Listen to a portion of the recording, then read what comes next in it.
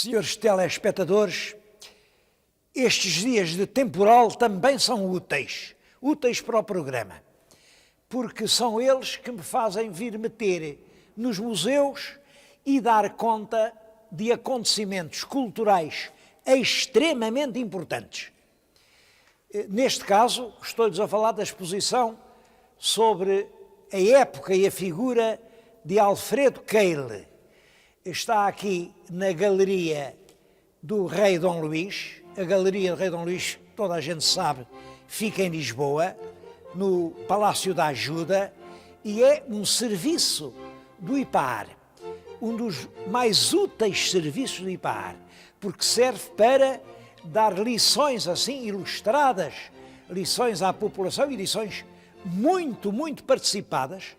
Tem havido aqui exposições com mais de 20 mil visitas, em que se apresenta uma figura ou uma obra e depois se ensina uma época.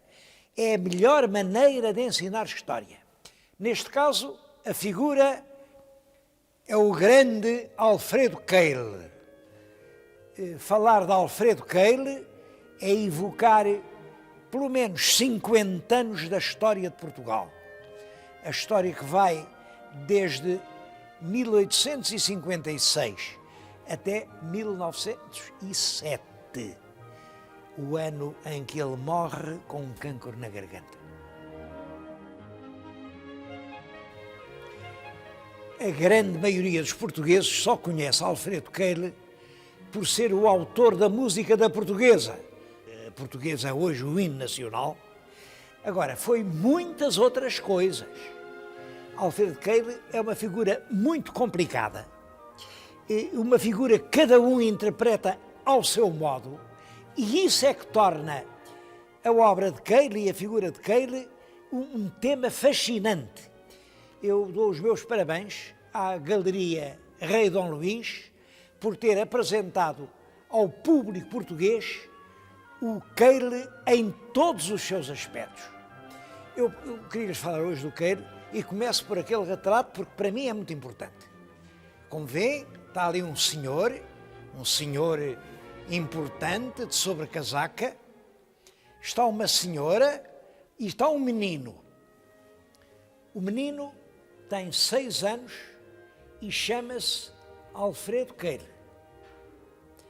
A senhora é a Maria Josefina Stelflug.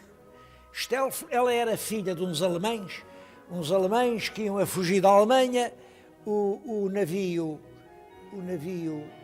naufragou e portanto, o pequeno Stelflug veio para Portugal e aprendeu o ofício de sapateiro.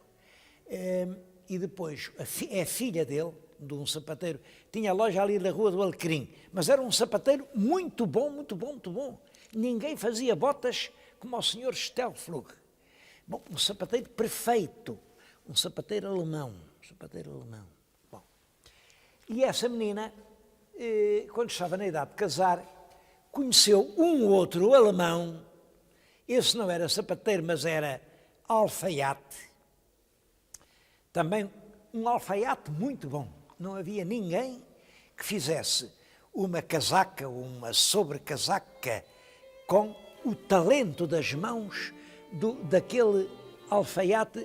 Chamava-se João Cristiano Keil e tinha a alfaiataria ali no Chiado. Era tão bom que o rei ia lá mandar fazer os fatinhos. E ele até pôs um letreiro, alfaiate, com as armas do rei de Portugal e a dizer que é a alfaiataria do rei. É claro, naturalmente num país como o nosso, se ia lá o rei, também lá iam os senhores ministros e os senhores duques e os senhores marqueses e os senhores condes e os senhores viscondes e os senhores barões e os senhores capitalistas e toda a gente que queria parecer alguém ia mandar fazer um casaquinho na loja do senhor que fazia os casaquinhos do rei. Os portugueses foram sempre assim. Bom, e ali está, quem vem ali é de pé o alfaiate Keil e sentada a filha do sapateiro Stelflug. E o fruto daquele par vai ser o ilustre pintor Alfredo Keil.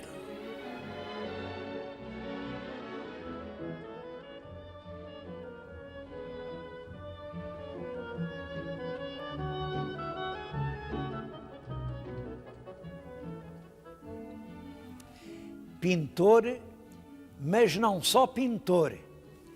O que, aliás, vai celebrizar Alfredo Keil é mais a sua carreira musical.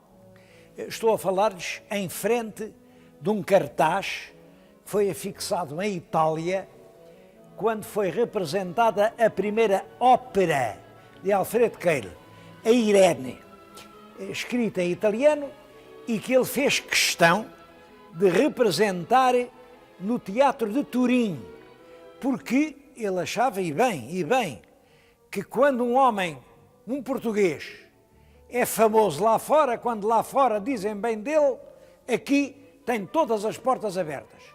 Aqui, por mais que faça, nunca passa de uma cepa torta. Portanto, ele quis estrear-se como autor de óperas em Turim. Devo dizer que isso lhe saiu caríssimo. Foi ele quem pagou o aluguer do teatro. Foi ele quem pagou o cachê dos artistas. E ele fez questão de convidar os maiores tenores da Itália, mandar pintar aos maiores cenógrafos. Foi realmente um espetáculo de uma grande beleza e conseguiu que dissessem bem dele, como autor de óperas. Bom, a Irene é uma lenda templária, uma lenda que os cavaleiros em Tomar inventaram por o rei de Portugal não lhes ter podido dar Santarém, em vez de Santarém deu-lhes Tomar, e isso originou uma lenda em que um cavaleiro acaba por matar a amada e tal, e é essa lenda que ele põe aqui, porque o Keil nunca inventou propriamente o motivo. Ele ia buscar, e essa é a ideia das óperas, à tradição portuguesa, à história portuguesa, os assuntos das óperas portuguesas. A grande ideia deste filho de dois alemães é fazer uma arte com raízes inteiramente portuguesas. Bom, esta ópera, de certo modo, marca a sua entrada no meio dos artistas conhecidos. Isto é representado em 1889 em Turim. Isso são os melhores anos dele.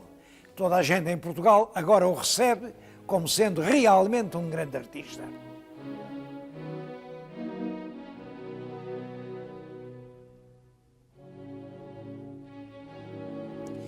A primeira ópera de Alfredo Keil foi A Dona Branca. A Dona Branca é uma novela do Garrett, como sabem, ele vai ao Garrett e consegue fazer, enfim, da história do Garrett, uma linda história poética. Ela passa em Lisboa em 1889 e agradou. As pessoas estavam ávidas de coisas portuguesas, o Garrett ainda estava muito na saudade portuguesa, por o Garrett em ópera, toda a gente gostou da Dona Branca. Bom, e o ano que se segue, 1890, é o grande ano da vida de Alfredo Keil. Ele não era, como já lhes disse, não era só músico, também era pintor, enquanto nos intervalos das músicas dedicava-se a pintar. E em 1890 faz a sua primeira grande exposição, onde, pois, Keil expõe os seus quadros na sua própria casa, na Avenida da Liberdade. O prédio ainda hoje lá está, é aquele prédio que faz esquina para a Calçada da Glória. Ele vivia ali e nos salões de um dos andares superiores faz uma grande exposição. Imaginem que vendeu 300 quadros. Eu não sei, assim, de mais nenhum caso, não sei, de uma exposição particular em que o expositor tenha conseguido vender 300 quadros. Toda a gente queria ter em casa um quadro do Keil. Mas não havia academia, não havia câmara, não havia festejo, não havia festarola que não quisesse ter uma música do Sr. Alfredo Keil. E ele trabalhava freneticamente, tudo, até que acontece o ultimátum inglês que fez estremecer profundamente o país. O ultimátum, creio que sabem o que foi, é Portugal, que na nova partilha da África, o movimento colonialista é um movimento do século XIX. No século XIX vem a Revolução Industrial, a Revolução Industrial precisa de matérias-primas, as matérias-primas, grandes plantações de algodão, grandes plantações de sisal, grandes plantações de café, tudo isso exige grandes espaços que não há na Europa e os países europeus correm avidamente para a América, para a África, para a Ásia, exigem novas partilhas e Portugal já lá estava desde o século XVI, claro, mas os ingleses não quiseram saber disso para nada. Os portugueses tinham um sonho que era ligar aquela grande zona de Angola, que dá para o Atlântico, àquela grande zona de Moçambique, que dá para o Índico, e fazerem uma grande África portuguesa, desde Angola à contracosta. Era um sonho cor-de-rosa que ficou conhecido na história como o mapa cor-de-rosa. Bom, era um sonho que tinha sido útil, acho eu, para toda a gente. Só que nessa altura, os ingleses já tinham outro sonho. Era um sonho que ligava o Cabo da Boa Esperança, cá embaixo, o extremo sul da África, com o Egito, o Cairo.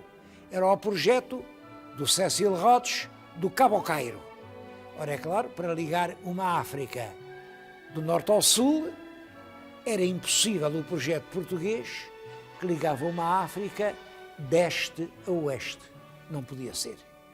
E, portanto, os ingleses mandaram-nos o ultimátum e disseram: os senhores fazem favor, retiram imediatamente as tropas que têm lá no meio da África entre Angola e Moçambique.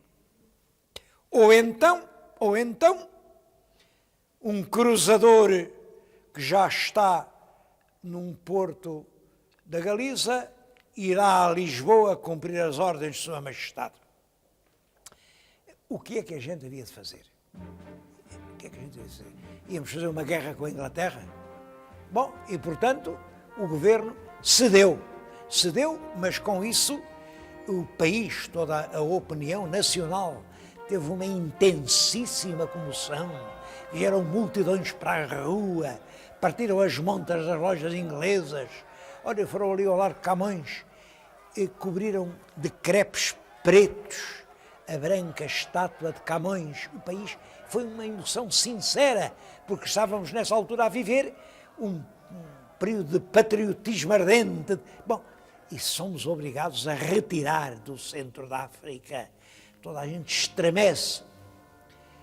E o próprio Alfredo Keil, apesar de filho de alemães, também sentiu dentro da alma vibrar essa angústia. E corre para o piano, senta-se ao piano, está aqui o piano, está ali a pauta e ansiosamente nas teclas do piano toca.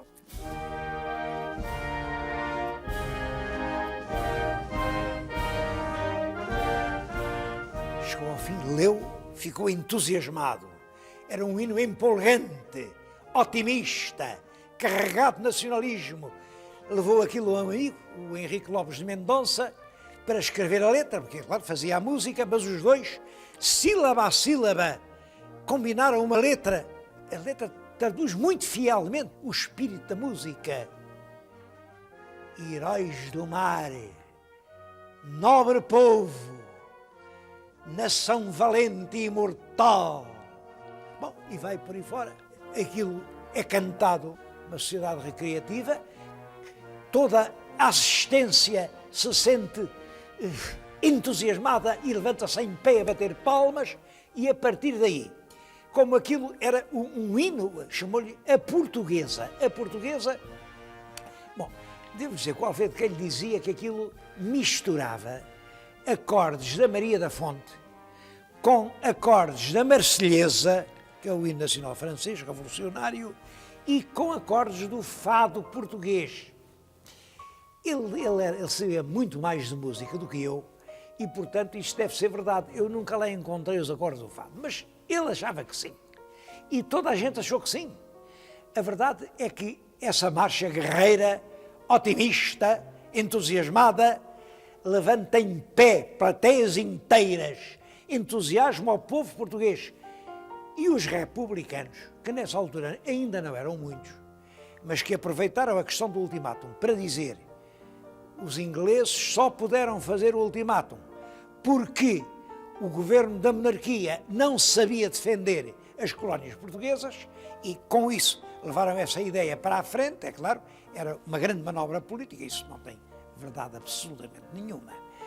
Pelo contrário, no tempo do rei Dom Carlos, os portugueses tentaram assegurar bem as suas posições africanas. Mas política é política e tudo vale. Era preciso deitar abaixo a monarquia. Há um verso dessa altura que diz que o governo da monarquia que está a fazer afundar a pique Angola e Moçambique. Imaginem o raio da rima. Moçambique com ir a pique. Estava-se tudo a afundar, era preciso a república para salvar o ultramar português. E, portanto, sempre que há uma grande festa republicana, toda a gente canta a plenos pulmões, com um entusiasmo imenso, com os olhos brilhantes de esperança, aquele hino do nosso Alfredo Queiro.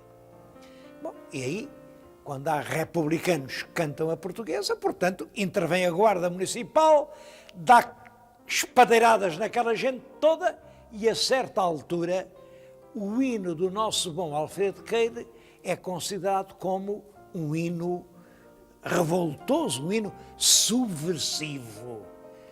Quem é que fez aquela música maldita?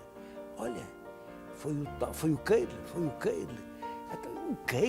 Queiro, que o Dom Carlos protegeu, o Dom Luís comprou-lhe os quadros, o Dom Fernando era alemão com ele, até lhe pediu dinheiro emprestado, o Queiro, filho do alfaiate que vestia ao rei e agora faz música para os republicanos. A partir deste momento, Alfredo Queiro é inscrito no rol dos malditos, dos que não fazem parte do clã governativo. É dos que não podem passar na portagem que é reservada só a aderentes. E o Queiro é considerado republicano. Não é aderente, não pode passar na portagem.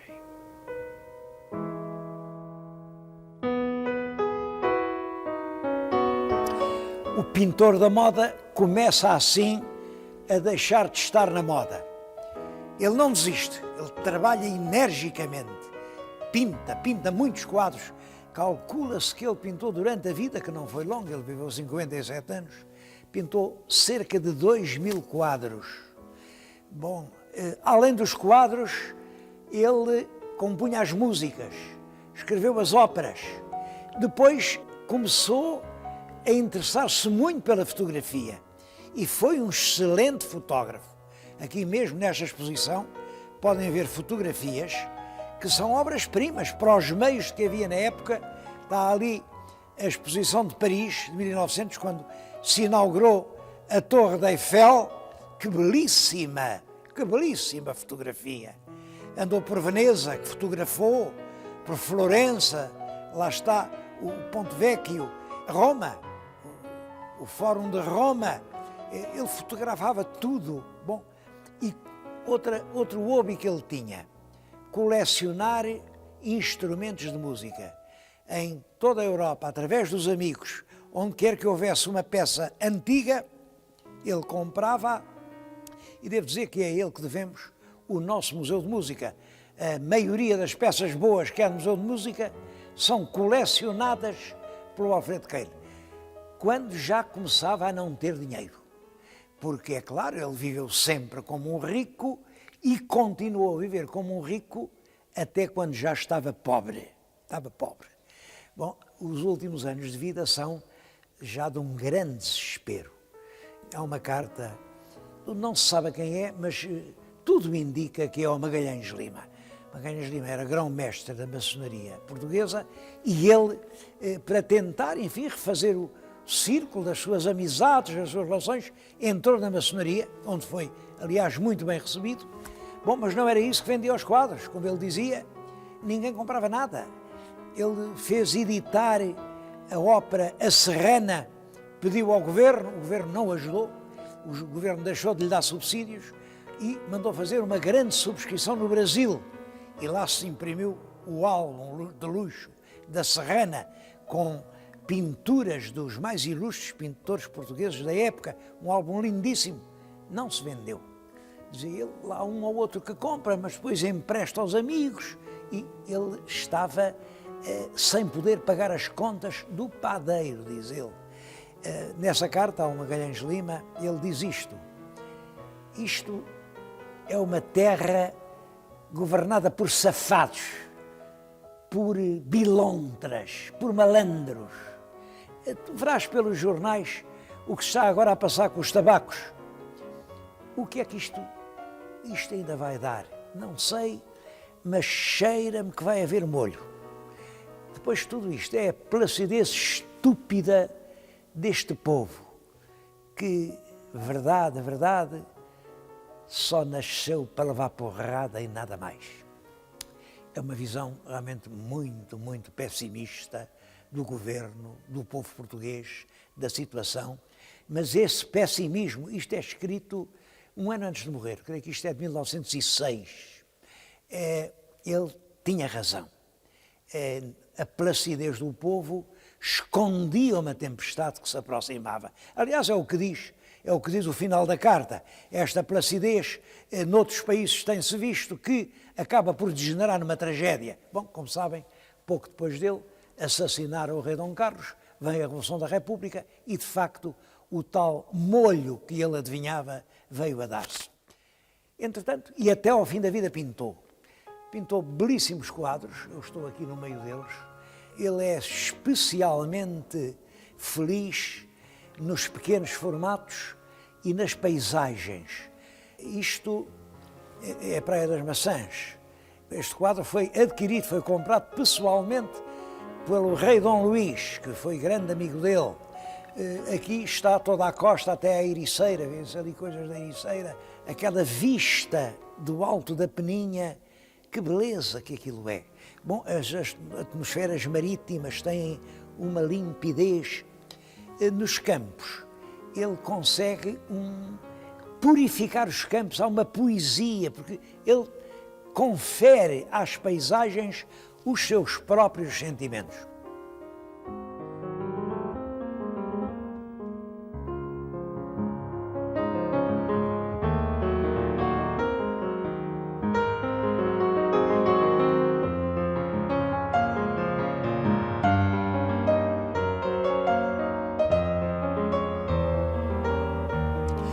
Alfredo Keil não gostava muito de pintar retratos. Um dos poucos que se conhecem é este, que é o retrato dele próprio. Bom, mas é muito curioso, reparem, ele está vestido de espadachim do século XVII, com um chapéu de plumas, o florete cai por terra e ele, numa atitude de desalento, de espadachim vencido, já não pensa mais em combater. É uma imagem realmente autobiográfica. É daquela carta, exatamente daquele momento. Por esta mesma altura ele estava a pensar em fazer mais uma ópera. É curioso, exatamente 10 anos depois de ter composto a Portuguesa, que foi a sua glória, ele pensava em compor uma ópera que teria sido a sua desglória, porque era realmente uma história de faca e alguidar. Era uma ópera chamada Simão o Ruivo. O Simão era um homem muito mau. Foi lá a uma casa onde estava uma velhinha ceguinha, tinha uma neta pequenina, uma neta muito bonita, a Luizinha, e o maroto do Simão o Ruivo, roubou a menina, violou a menina, depois estrangulou a menina, mas depois veio lá a mãe da menina e disse: maroto, tu não sabias que essa menina era tua filha? Quando tu me violaste a mim, foi essa menina que nasceu. E então a mãe da menina violada pega numa grande machada e degolou a cabeça do Simão. E esta atrapalhada acabava com o público todo a dizer em coro: bota abaixo a cabeça do Simão. Bota abaixo a cabeça do Simão. Toda a gente sabia que o Simão era o rei Dom Carlos. Era, portanto, uma obra paralela do Caçador Simão. Foi esse tipo de propaganda nascida realmente do ódio, das injustiças, que conduziu à morte do rei, que não foi bem para ninguém. Este retrato de desalento é mais uma imagem dessa personalidade rica de aspectos, tão positiva em muitas coisas, que foi Alfredo Keil. A exposição está aberta até ao fim do mês de março e acho que o senhor telespectador, se se interessa realmente pela arte e pela história, não deve perder esta excelente ocasião de conhecer Alfredo Keil.